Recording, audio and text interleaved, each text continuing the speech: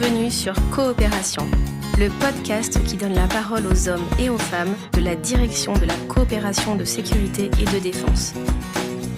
Est-ce que vous pouvez vous présenter ? Lieutenant-colonel Romain. Capitaine de frégate Jean-Baptiste.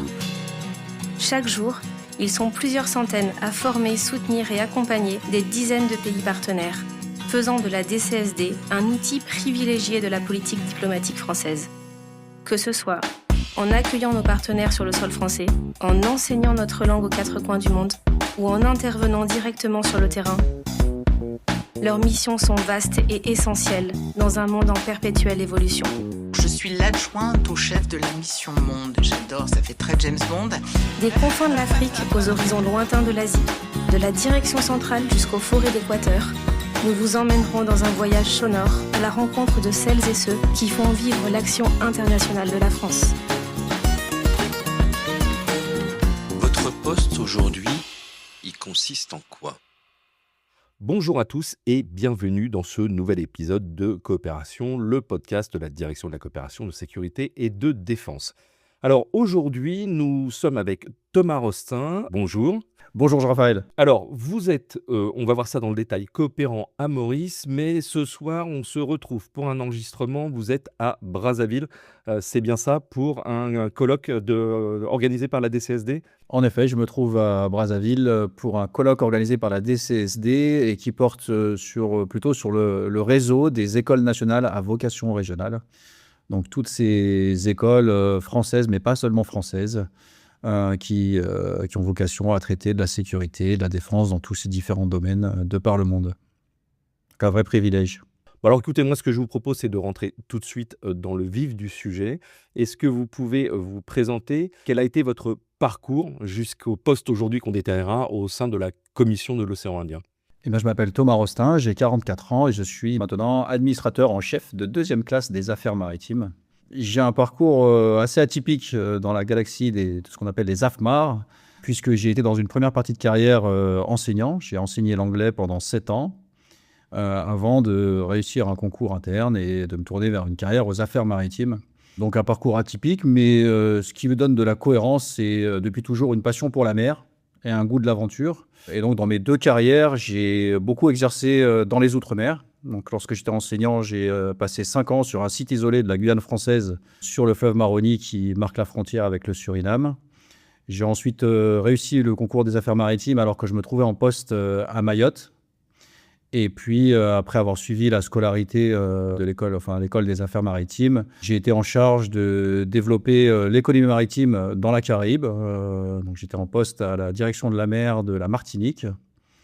J'ai ensuite été chargé de la surveillance de la navigation dans le détroit le plus fréquenté au monde, qui est le détroit du Pas-de-Calais. Donc, j'étais en poste au Cross Greeley. Donc, je faisais du sauvetage en mer et de la surveillance du trafic maritime.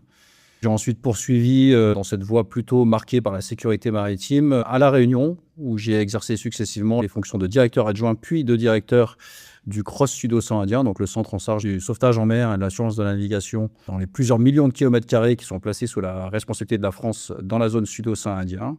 Dans ce cadre-là, j'ai été amené à faire beaucoup de coopération régionale, beaucoup de coopération avec mes homologues des États voisins.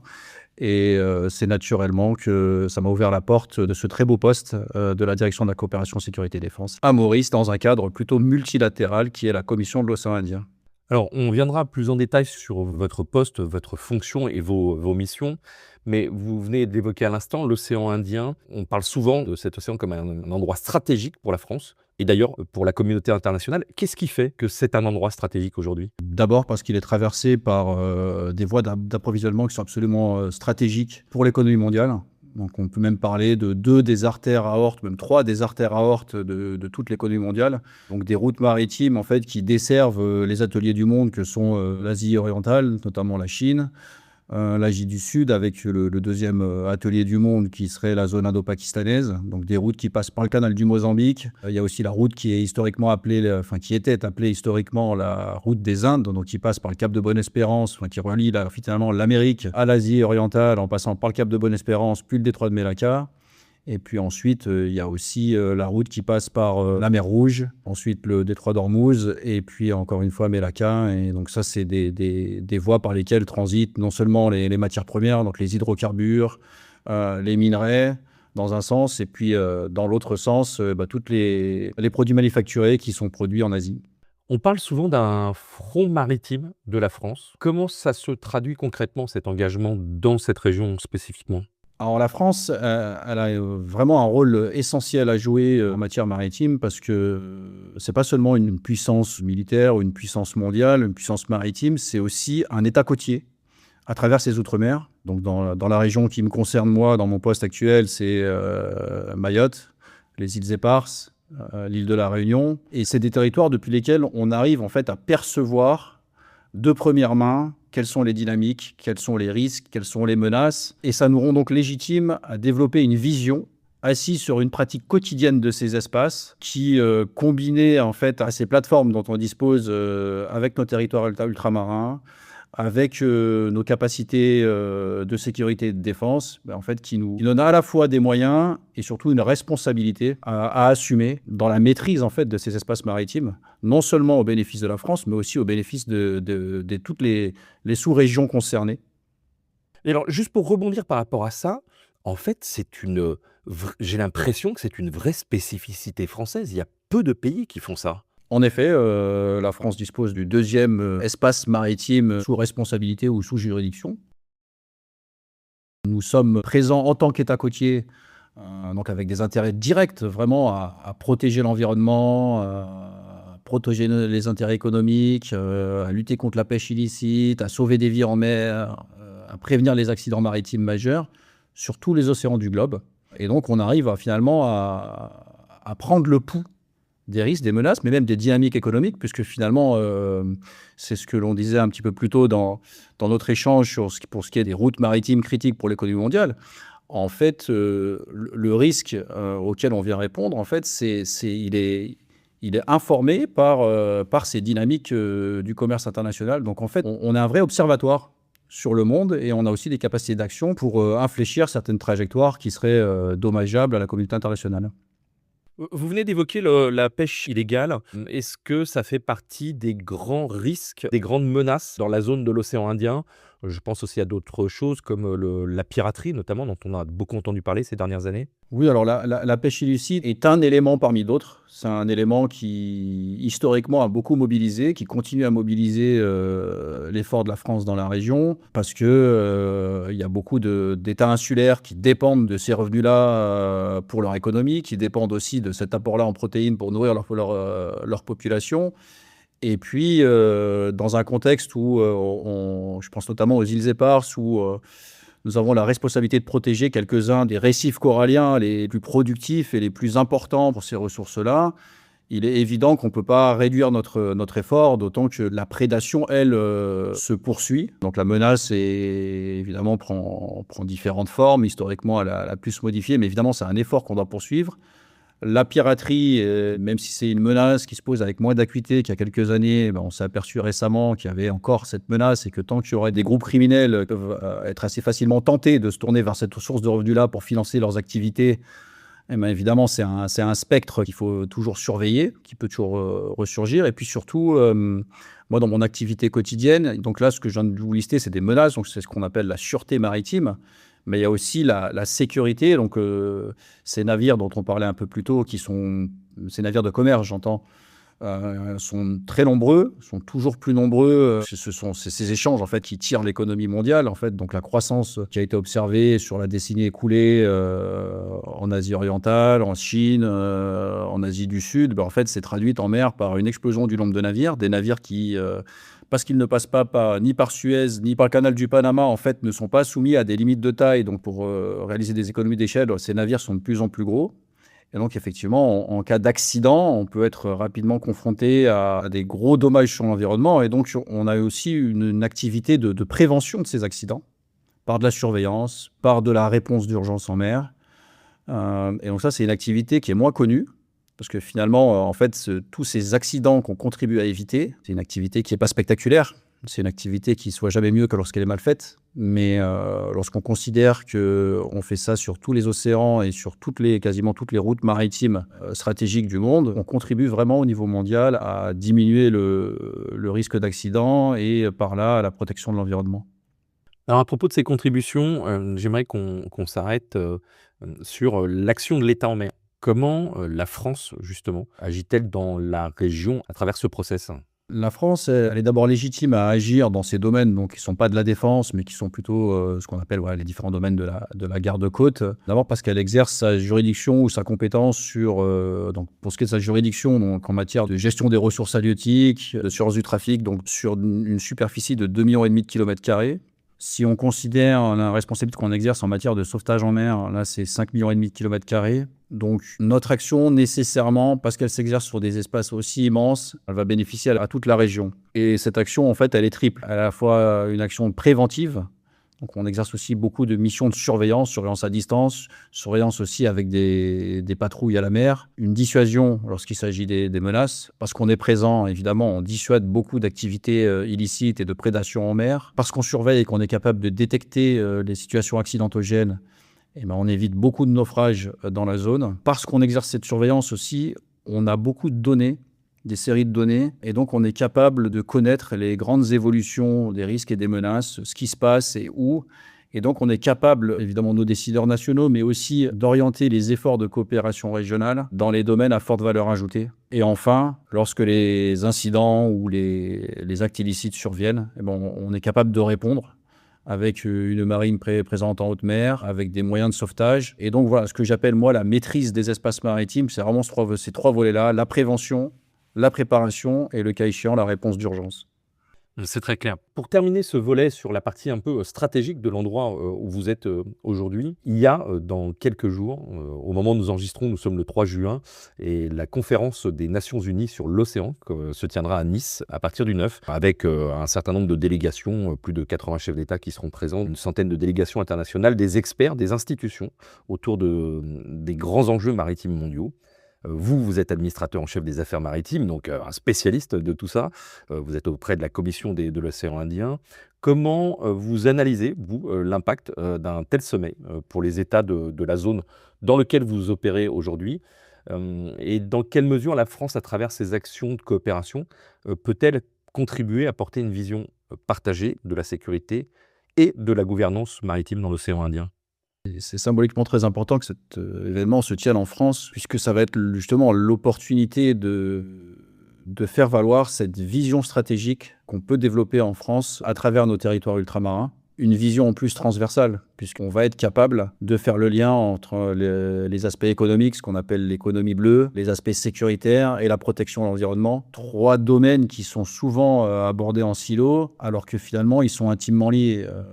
Pour prendre qu'un exemple, développer des nouvelles technologies, capitaliser au mieux sur ce que peut proposer l'intelligence artificielle, les drones, l'imagerie satellitaire, pour mieux surveiller nos espaces maritimes, c'est aussi contribuer au développement d'industriels qui pourront ensuite exporter, par exemple, ces technologies dans d'autres régions du monde au bénéfice de notamment d'États insulaires qui sont confrontés aux mêmes défis que nous, c'est-à-dire comment, à partir de territoires plutôt petits avec des moyens nécessairement limités, développer des capacités qui permettent de maîtriser des espaces maritimes immenses. Et ce faisant aussi protéger l'environnement. Donc à l'occasion de cet événement à Nice, on pourra en plus donc faire valoir cette vision, mais aussi montrer que nous disposons des outils pour la mettre en œuvre. Je pense notamment justement à nos ENVR, à notre réseau de coopérants, à cette direction de la coopération sécurité-défense.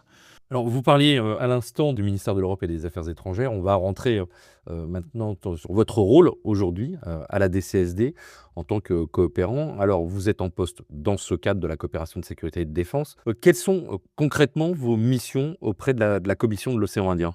Alors, ma mission, elle est triple. Je suis d'abord chef de projet. Donc, je suis chargé de créer un institut régional de sécurité et de sûreté maritime qui a vocation à proposer des actions de formation et d'appui technique au bénéfice des États membres de la Commission de l'océan Indien et plus largement à tous les États qui participent à un dispositif piloté par la Commission de l'océan Indien qui s'appelle l'architecture régionale de sécurité maritime. Donc ça, c'est ma première mission. Ma deuxième mission, c'est une mission plutôt d'expertise. Donc je suis expert en sécurité maritime et je suis en charge à ce titre-là de développer des solutions régionales à des enjeux de sécurité qui sont communs à tous les États membres de la Commission de l'océan Indien. Il y a des capacités qui nous manquent, comme par exemple, nous ne disposons pas de remorqueurs d'urgence. Donc, je suis en charge de développer, en lien avec les États membres, en lien avec l'architecture régionale de sécurité maritime et l'industrie du shipping, donc les acteurs du transport maritime, un service de remorquage d'urgence au bénéfice de la région. Et puis, en tant qu'expert aussi, je suis amené à conseiller le secrétaire général de la Commission de l'océan Indien, donc l'aider à développer une vision transversale des enjeux maritimes, donc notamment par exemple en vue du sommet des Nations Unies sur les océans à Nice la semaine prochaine. Voilà, l'aider à rédiger des discours et puis aussi à se forger un avis éclairé sur des enjeux maritimes qui seraient élevés, si je puis dire, au niveau de la région océan Indien, donc via la Commission de l'océan Indien. Cette commission de l'océan Indien, comment s'articule la coopération? Alors, vous venez déjà d'en parler et d'aborder un certain nombre de points. Est-ce que vous êtes le passage obligé de cette coopération ou il y a d'autres leviers aussi qui se font entre la COI et la France? Non, la COI n'exerce aucun monopole sur les projets régionaux. En revanche, elle dispose d'une structure, d'un savoir-faire qui la rendent légitime à porter un certain nombre d'initiatives régionales. Donc c'est par exemple la Commission de l'océan Indien qui est à l'origine d'un plan régional de surveillance des pêches qui a été mis en place il y a quelques années déjà. En fait, elle est capable comme ça de s'emparer de sujets qui sont communs à toute la région. Ça a été le cas aussi de la piraterie à la fin des années 2000. Lorsqu'il a fallu trouver des solutions, la COI a été chargée de développer des solutions régionales. Et puis, la COI est aussi l'outil que choisissent beaucoup de bailleurs de fonds internationaux, de programmes européens, en fait, pour porter certaines de leurs politiques, certains de leurs programmes, parce qu'elle a ce réseau au sein des différents pays et qu'elle est peut-être la mieux placée pour trouver le dénominateur commun et mobiliser les énergies à la fois au niveau politique et au niveau technique. Et donc, la France, dans la région, est capable à la fois d'agir au niveau bilatéral. Donc, j'ai aussi tout un réseau de collègues coopérants qui sont placés directement auprès des marines de certains États de la région, auprès des affaires maritimes. Mais chaque fois qu'on va véritablement être face à un enjeu qui est commun à la sous-région, alors la France va plutôt essayer d'appuyer la Commission de l'océan Indien parce qu'à travers elle, en fait, on peut toucher différents États et puis en fait multiplier, décupler l'impact de l'effort français parce que se grefferont d'autres États et surtout des bailleurs de fonds qui peuvent être la Banque mondiale, qui peuvent être différents programmes européens ou encore des partenaires comme le Japon, les États-Unis et encore d'autres que j'oublie. Vous venez de parler à l'instant des coopérants. J'aurais souhaité savoir un petit peu le rôle de la DCSD, parce qu'effectivement, vous venez de le dire, vous n'êtes pas tout seul. Et la DCSD a un rôle particulier et important en fait dans tout ce dispositif. En effet, je crois que ce qui fait la spécificité et tout l'intérêt de ce que fait la DCSD dans la région, c'est cette capacité en fait à identifier une niche, un domaine dans lequel un investissement peut rapidement produire des résultats. Donc si je prends l'exemple tout à l'heure, vous parliez de l'action de l'État en mer. Donc ça, c'est un besoin qui a été identifié à la fois au niveau de la Commission de l'océan Indien, mais aussi auprès de Madagascar, auprès des Seychelles.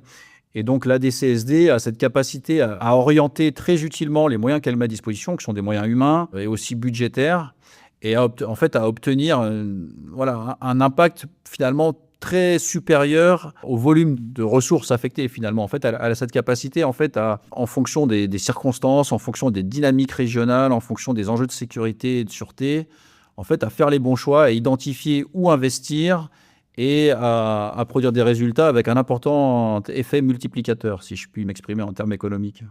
Alors vous, Thomas Rostin, quels sont les outils que vous mettez en œuvre pour tout ça en matière de formation, de mission d'expertise, d'appui logistique? Alors, je vous le disais tout à l'heure, le principal projet que je porte, moi, c'est la création d'un institut régional de sécurité et de sûreté maritime qui va s'attacher d'abord à identifier de manière très précise et très fine les besoins de formation et d'appui technique de tous les États de la zone.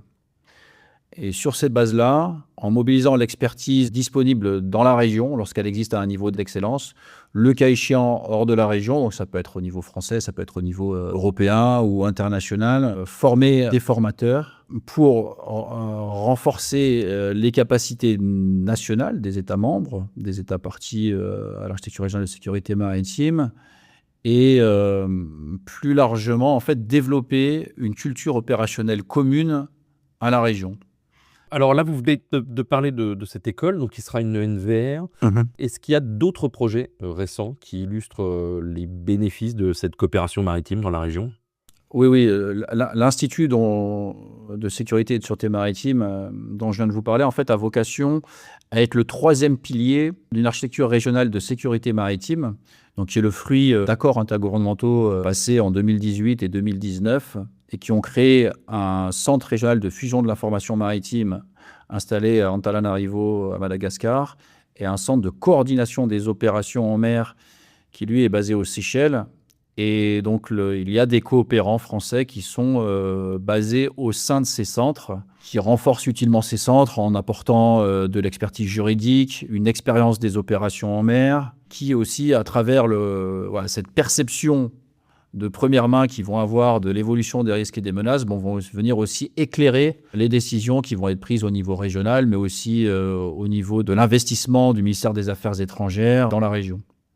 Donc en fait, on arrive avec ce réseau de coopérants à la fois avoir un impact sur le terrain en apportant de l'expertise, en apportant du savoir-faire, mais aussi à éclairer les décisions quant à l'effort français dans la région qui permettent aussi finalement au gré de l'évolution de la situation et du contexte, en fait, à terme, peut-être de déployer certaines ressources, de les redéployer d'un endroit à un autre. Donc, c'est vraiment un cercle vertueux qu'on arrive à mettre en place à travers l'effort de coopération de la France. D'ailleurs, je vais passer à l'avant-dernière question, je reviendrai sur les autres, mais je trouve intéressant de rebondir dans la foulée. Vous parlez de cette mise en place. Est-ce qu'il y aura des étapes clés pour renforcer justement la sécurité maritime dans la zone, selon vous ? La première étape, ça sera déjà la création de cet institut, sa mise en place. Et j'ai vraiment hâte de lancer les premières actions de formation et les premières actions d'appui technique. Donc, ce que j'entends par là, c'est des missions d'audit, d'expertise. Et puis, il y a aussi tout le travail qu'on va pouvoir faire dans la diffusion des meilleures pratiques en organisant des ateliers de partage d'expériences. Donc, la Commission de l'Océan Indien, pour prendre un exemple, organisera les 24 et 25 juin un atelier sur le secours en mer et l'assistance aux navires en difficulté, qui associera non seulement les gardes-côtes et les agences gouvernementales en charge de cette réponse d'urgence en mer, mais aussi, et je crois que c'est la première fois que ça se fera à ce format-là dans la région, l'industrie du transport maritime. Voilà, donc finalement, le secteur public et le secteur privé travaillant ensemble à développer des solutions à des préoccupations communes. Et donc, je crois qu'il en sortira peut-être des solutions financières et opérationnelles un petit peu innovantes. On arrive à la dernière partie de cet épisode. On va un peu plus parler de vous en tant que coopérant et de votre expérience. Vous êtes dans votre fonction, on a beaucoup de coopérants qu'on a interviewés qui ont en gros un ou deux partenaires et on est sur du bilatéral. Vous êtes sur du multinational, vous avez énormément de partenaires, vous discutez avec beaucoup de monde. Comment on arrive à construire une relation dans cet environnement multinational et dans un environnement qui est sensible aussi, celui de la mer où il y a des précarés, j'ai envie de dire. Oui, je crois que ce qui est important dans l'environnement dans lequel j'évolue, c'est déjà au départ de disposer d'une culture, en tout cas opérationnelle, déjà en commun, déjà partagée avec mes homologues des États voisins. Et je reviens encore là à l'importance de nos territoires ultramarins. Encore une fois, lorsqu'on évolue dans la région, en tout cas dans l'océan Indien, on est un État riverain. Donc il y a déjà une base commune, on a vraiment une appréciation commune de ce qui se passe en mer et des solutions à apporter. Ensuite, je crois qu'il est très très important, c'est l'écoute. J'ai passé, donc ça fait 8 mois que je suis en poste, j'ai consacré beaucoup mon temps à aller rencontrer des gens et à écouter leurs besoins. Et assez rapidement, en fait, on arrive à voir ce qui est véritablement commun. On a aussi beaucoup de gens qui ont beaucoup de bonnes idées et on s'aperçoit qu'en les mettant en lien avec les gens qui, eux, avaient les moyens de les mettre en œuvre, on arrive assez rapidement à avoir un portefeuille de solutions à proposer à nos décideurs. Vous avez quand même déjà une grande expérience de ces postes à l'étranger, de ces postes outre-mer. Est-ce qu'il y a quelque chose quand même qui vous a marqué, qui vous a plus marqué humainement depuis que vous êtes arrivé à ce poste dans l'océan Indien? Oui, ce dont je m'aperçois et ce qui est vraiment extraordinaire dans le métier, ce que je fais, c'est lorsqu'on est dans l'action, donc dans l'action en mer, on bâtit des relations extrêmement fortes. Donc, j'ai dirigé un centre de sauvetage en mer, et j'ai été amené à coordonner des opérations de secours donc assez stressantes avec des vies humaines en jeu, en lien avec mes collègues des États voisins. Et ça a bâti des relations humaines extrêmement fortes. J'ai notamment une anecdote très forte, en fait, c'est qu'au bout d'1 ou 2 ans en poste, en discutant avec mon homologue du centre de sauvetage en mer de Cape Town, donc en Afrique du Sud, on s'est dit, tiens, c'est super qu'on se parle comme ça régulièrement parce que on a besoin d'échanger sur nos bonnes pratiques, nos tuyaux sur comment apporter une réponse adaptée aux situations qu'on rencontre en mer et puis aussi échanger sur les contraintes qui étaient nos contraintes en fait de directeur, en fait, de management quotidien du centre. Et il se trouve qu'on avait fini par trouver les fonds pour organiser une rencontre. Donc, je me suis rendu à Cape Town et malheureusement, ce monsieur qui s'appelait Jared Blows, il est décédé 2 jours avant que je le rencontre. Il avait parlé en fait à son épouse de cette relation qu'il avait développée avec moi, du groupe de travail en fait de tous les centres de sauvetage en mer qu'on avait créé ensemble. Et lorsque finalement on a remis à plus tard, justement parce qu'il était décédé, notre rencontre technique avec mes homologues sud-africains, cette rencontre s'est faite à La Réunion. Son épouse et sa fille sont venues et nous avons dispersé ses cendres en mer, au large de La Réunion, à bord d'un bateau de secours en mer, un bateau des bénévoles de la Société nationale de sauvetage en mer, la SNSM. Et c'était un moment extrêmement fort, quelque chose que je garderai. Quel message vous aimeriez passer si vous croisez, vous avez au téléphone ou par mail un futur coopérant qui souhaiterait s'engager dans une mission à dominante maritime, puisque c'est votre domaine de spécialité? Vous allez lui dire quoi? D'abord, je vais lui dire, vas-y, n'hésite pas, fais-le. C'est une expérience extraordinaire qui va apporter beaucoup de choses humainement, voilà, à titre individuel, et puis professionnellement aussi, qui va permettre de développer tout un tas de compétences dont je suis certain qu'elles seront précieuses dans la suite de la carrière. Et puis, si j'avais un conseil à donner, de beaucoup écouter. Et sur cette base, développer une vision. Et puis ensuite, la mettre en œuvre, cette vision, mais avec un réseau important de partenaires. Et c'est ce qui fait vraiment la richesse de ces postes de coopérants, en fait, c'est que, évidemment, seul, dans une région qui plus est, dans le contexte multilatéral dans lequel j'évolue, seul, on n'est rien. En revanche, avec ce réseau de coopérants, mais aussi ce réseau de bailleurs de fonds, ce réseau de techniciens dans les divers États membres, en fait, on peut atteindre des résultats qu'on aurait été incapable d'imaginer, même atteindre lorsqu'on évolue dans un cadre plus classique d'un service de l'État français. C'est ma dernière question, c'est une question récurrente. Est-ce que vous êtes un coopérant heureux? Oui, je suis un coopérant heureux. Heureux quotidiennement. Évidemment, il y a des hauts et des bas. Mais je pense que les bas, ils sont proportionnels aux ambitions qu'on porte. Parce que, oui, avec ce réseau de coopérants et dans l'environnement dans lequel on évolue, on peut vraiment porter et espérer mener à bien des projets extrêmement dimensionnants, extrêmement ambitieux. Et ça, c'est vraiment quelque chose qui porte professionnellement. C'est quelque chose d'absolument passionnant que de pouvoir porter des projets et disposer quand même d'une assez large autonomie pour agréger autour de ces projets énormément d'acteurs. Et voilà, donc coopérant, heureux, très heureux même. Thomas Rostin, merci. Et merci à vous d'avoir écouté cet épisode jusqu'au bout. Comme d'habitude, n'hésitez pas à mettre 5 étoiles sur vos plateformes d'écoute favorites, à mettre des commentaires auxquels nous prendrons bien évidemment grand soin de répondre. Et puis, on se retrouve le mois prochain pour un nouvel épisode de Coopération. On verra encore où la DCSD nous emmène. Je vous souhaite une très belle journée, une très belle soirée et à très bientôt.